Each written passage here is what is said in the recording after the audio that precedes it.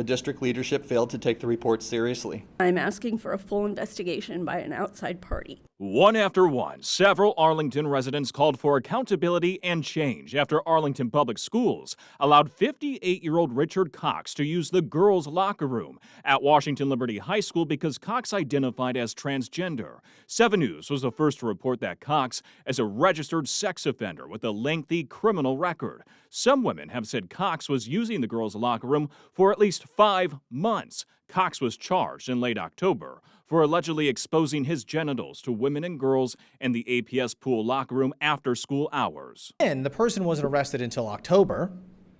And since October, there's been no public statement by this board outside of Duran's statement and what's been said here tonight. That's a huge gap of time where nothing has been substantively changed within the policy to make sure that this doesn't happen again. We did not knowingly admit a sex offender into any of our aquatic facilities. Superintendent Francisco Duran said APS will now improve security protocols for signing into schools and pools, which includes ID checks against the sex offender database. This system will be in place no later than the end of February. Several parents said that doesn't go far enough, and they want the school board to stop allowing people to use APS locker rooms and bathrooms based on gender identity. I understand that the policy is intended to be inclusive of transgender individuals, but we must ensure that at the same time, we are continuing to protect other vulnerable populations, such as our children.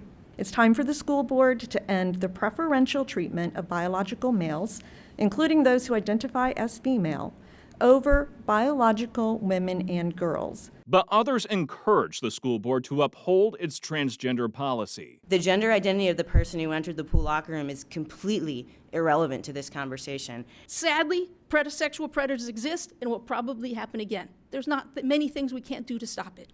Attempts to equate protections for trans kids to the actions of a sex offender is disgusting, and it must be rebuked. Nick Minock, 7 News.